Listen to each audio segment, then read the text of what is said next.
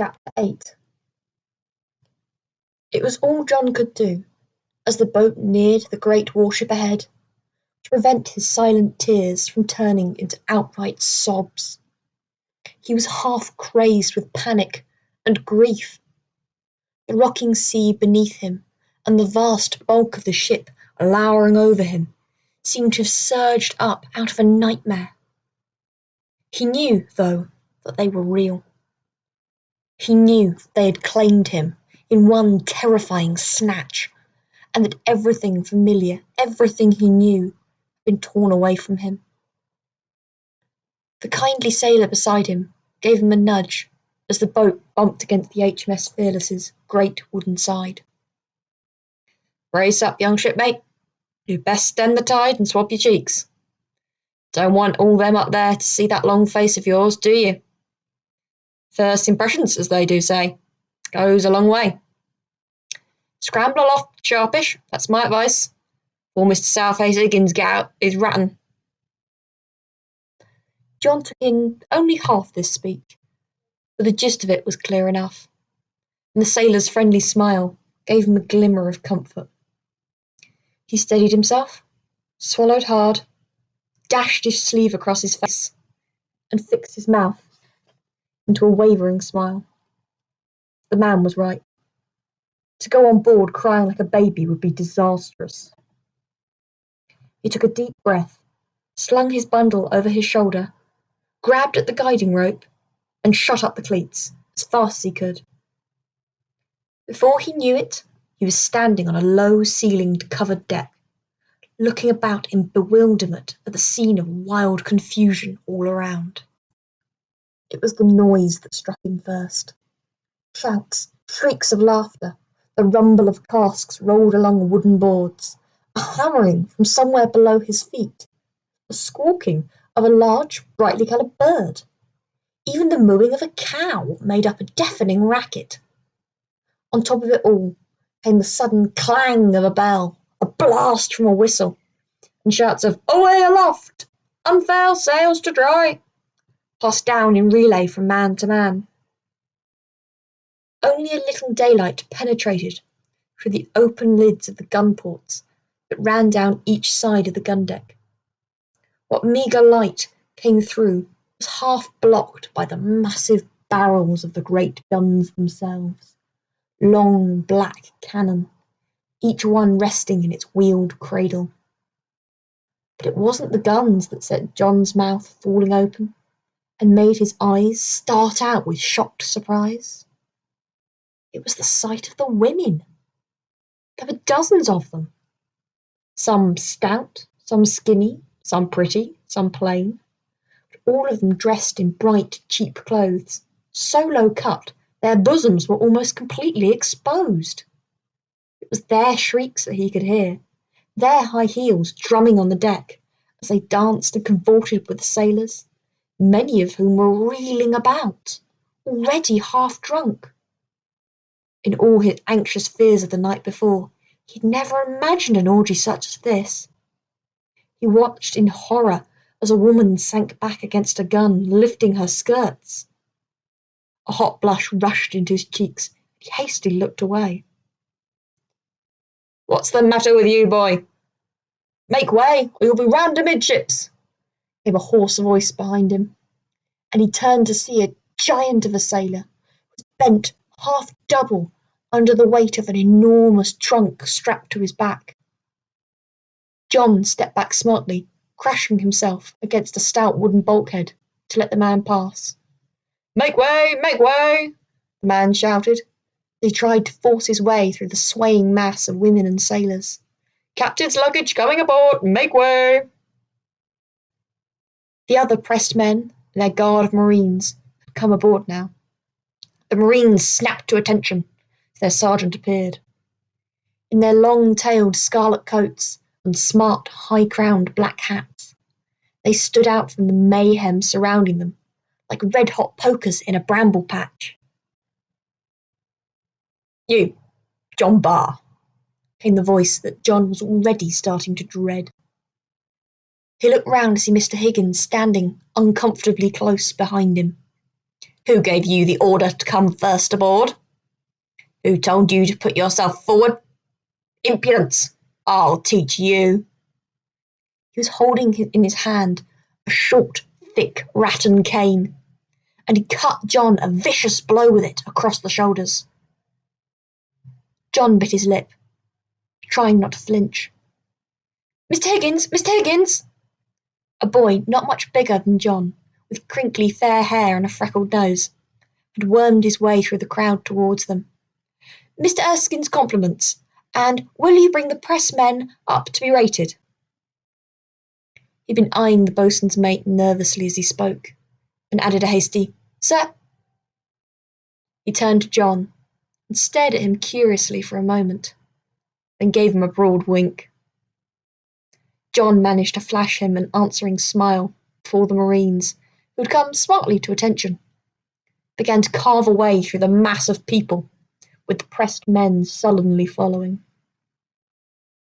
The boy stayed alongside John as, together, they scrambled over coiled ropes and racks of cannonballs, climbed up companionways, and dodged past men bowed down under baskets and sacks. I'm Tom Todd, he said. I'm John Barr. Ah, you're Scots then, like me. Of course I'm Scots. What else would I be? John's answer came out more indignantly than he intended, but Tom Todd only laughed. Oh, on this ship you could be anything at all. They're English, most of them, and Irish some, and Portuguese, and American. There's some Africans too. Africans? You mean Negroes? I've never seen one. Are they really black? Ah, you'll see. You've been to Africa then? Tom adopted a slight swagger. No, but I've been to America, and to Spain, and Italy. You will too, maybe. They stood back to allow two other boys to pass. These were no more than 2 or 3 years older than John, but they were dressed in spotless white breeches, long-tailed blue coats with gold braid on their high collars, and black glazed hats. Officers, midshipmen, Tom murmured, pulling respectfully at the tuft of hair above his forehead. John bit his lip. If, when he'd been master of Luxton, Patrick had seen fit to send his son to sea, John would have been a midshipman himself, all decked out in a smart uniform with silver buckles on his shoes. One of the midshipmen caught John's eye. A faint frown creased his forehead. Reluctantly, John copied Tom, pulling his forelock too.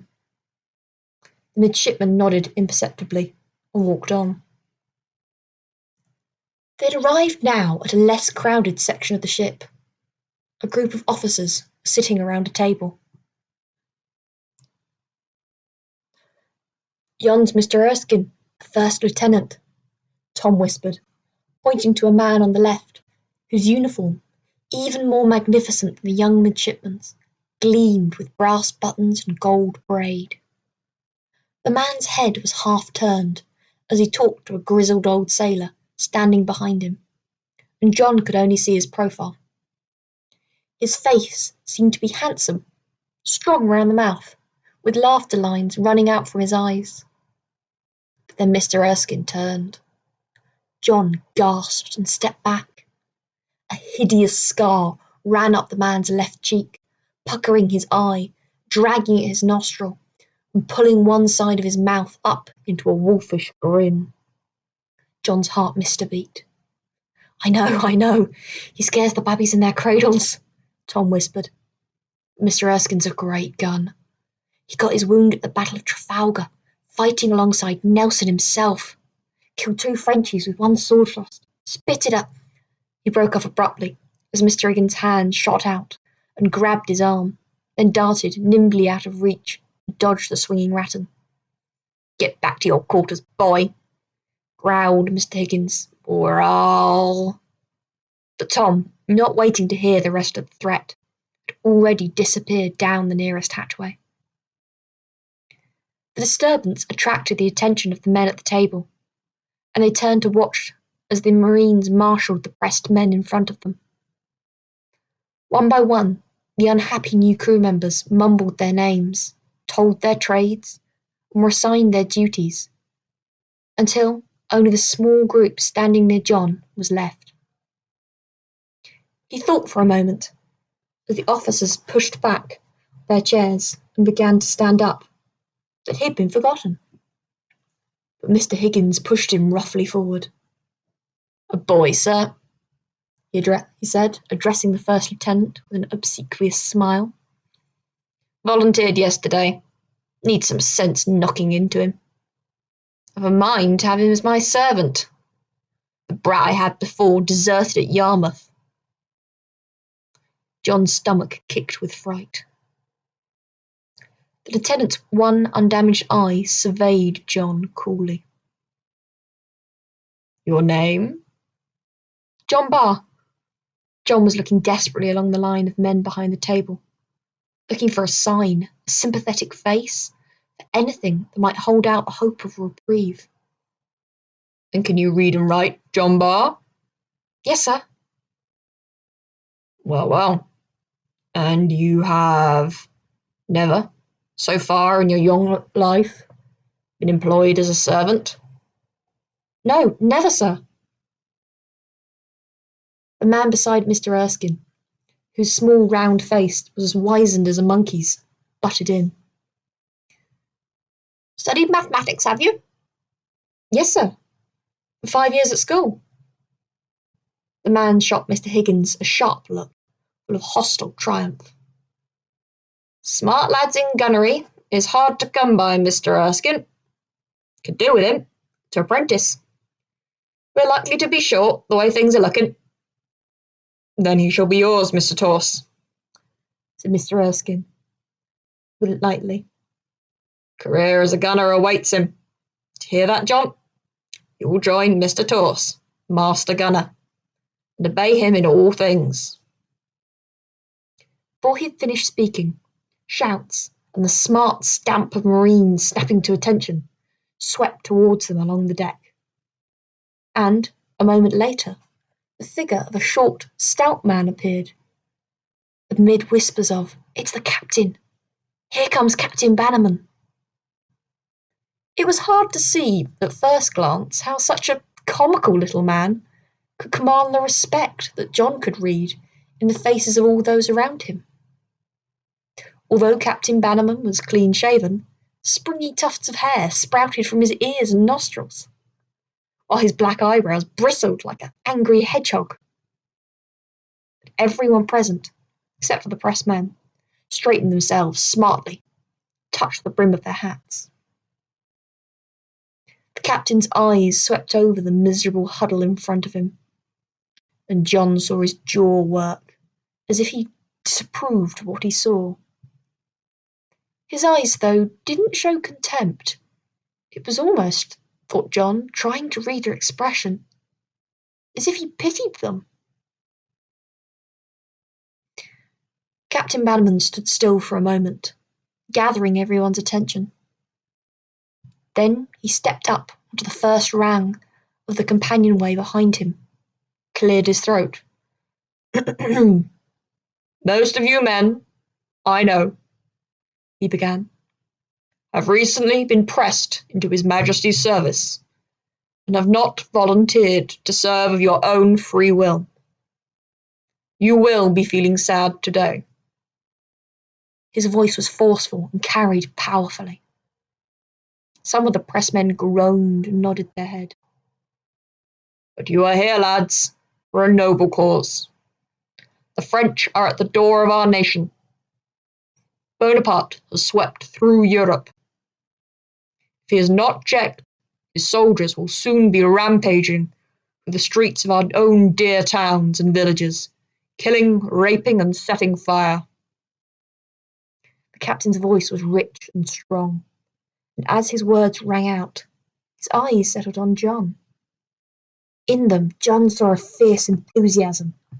It sent an answering shiver of excitement racing through him. "Though today, lads, you may curse the fate that brought you here, tomorrow you will bless it. For you are now, each one of you, a man of war's man. You are joining the crew of HMS Fearless, the finest ship in the finest navy in the world. Veteran of Trafalgar, praised by the great Nelson himself. You will be treated honourably. You will learn to be a good seaman, and brave in battle. And when, at last, this war is over, and you are at liberty to leave this ship and return to your families, you will know that you have saved them from a cruel fate, and served your country as her true and faithful sons. Mr. Erskine, proceed to rate these men.